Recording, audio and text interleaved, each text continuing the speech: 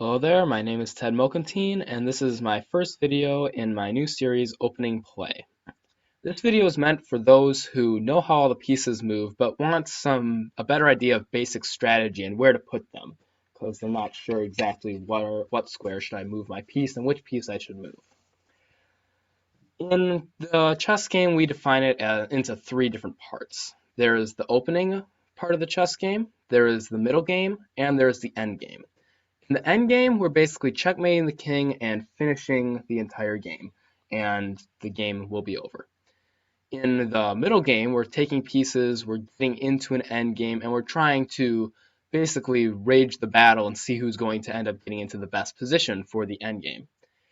In the opening, we are trying to get our pieces off these original squares that they're on, good places, so that we can set up a good position for our middle game.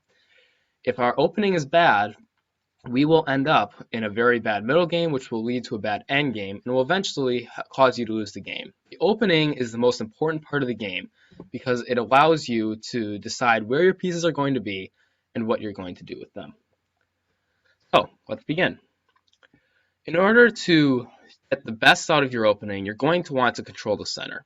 If you control only one side of the board, then you're not going to be able to do anything on the other side.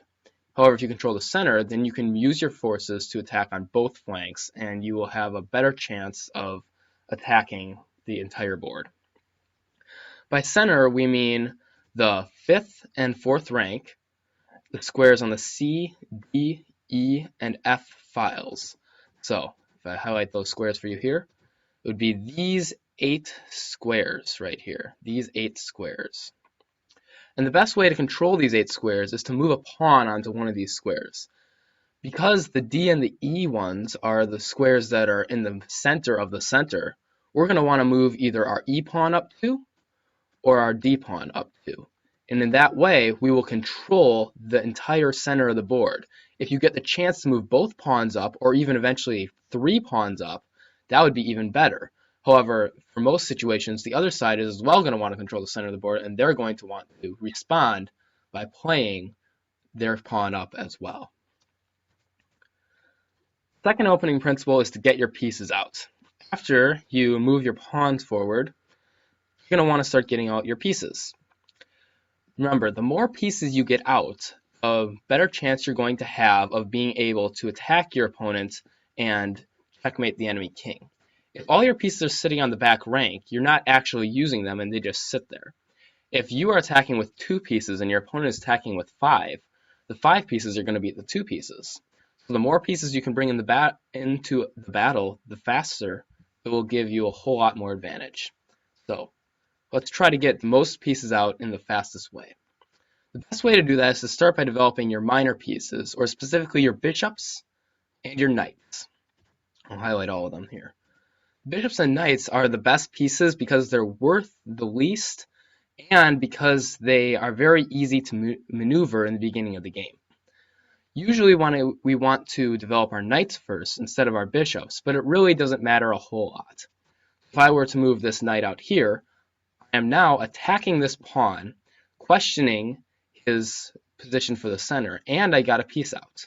Now I have one more piece out than black does. Black may respond by trying to bring out another piece, or by trying to control the center by defending his pawn. We do not want to bring our knight out to the side of the board, however, because if we bring the knight out to the side, it is not controlling the center, and it has a lot less squares that it can move to. Because the knight is now over here on the side, it is no longer attacking this pawn, and is therefore just as useless as it would be if it was sitting on the side on the last rank on its G1 square.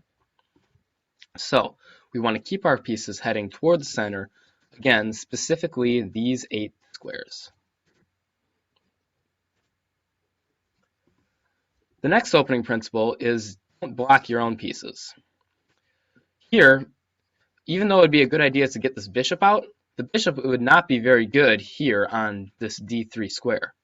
Why would the bishop not be too good here? The reason for this is because of the fact that the bishop is just one giant pawn. The bishop he has a lot more potential than a pawn does because it can move multiple squares. But all the bishop is doing here is defending our e4 pawn. He's not actually attacking anything. Furthermore, the bishop is blocking the pawn from moving up to help get this bishop out. So now this bishop is stuck, this pawn is stuck, and the queen is pretty much stuck as well because the queen cannot move to the c2 or the d2 squares because all of this bishop that it has been blocking. If the bishop would move to a different square, for instance with the bishop on the c4 square here, now the pawn can move forward. Eventually, the bishop can move out and the queen can move out. It helps the position. The other thing you want to do in the opening is not get your queen out too early. The queen is a very powerful piece, but it can be attacked in so many ways. For instance, if we got out the queen eventually, right here, let's just say we brought the queen to the f3 square, it is now blocking the knight, so the knight can't get out, and it can easily be attacked. Black's plan is going to be to bring the knight out to the f3 square, and then eventually bring the bishop out to the g4 square to attack our queen. And now our queen just needs to move back, and we've wasted a lot of time, and black will be so much better developed than we will.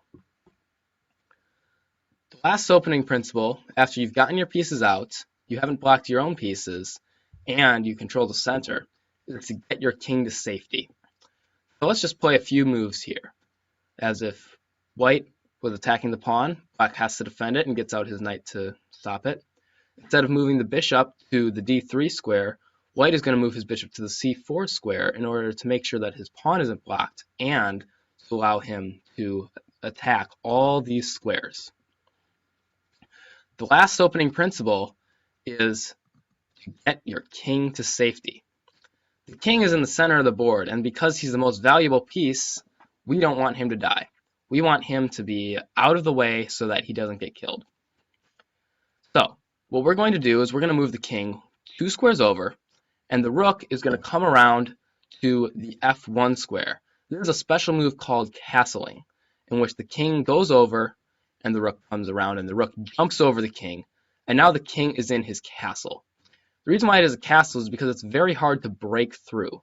These 3 pawns provide cover for the king so that nothing can attack him, because no one's going to sack a piece for a pawn unless they have a checkmate coming. The rook also protects the king from getting back ranked to prevent any kind of a rook checkmate coming down here. As well, the knight guards the h2 square, so that there are no chances of the queen coming out and attacking the square and trying to checkmate. This is a castle that is very easy to defend, and it keeps your king safe through most of the game. If you are able to get your king in his castle, control the center, and get your pieces out, your game will go much better, and you will have a higher chance of winning than if you just play random moves all over the board or on the side trying to get your pieces onto bad squares.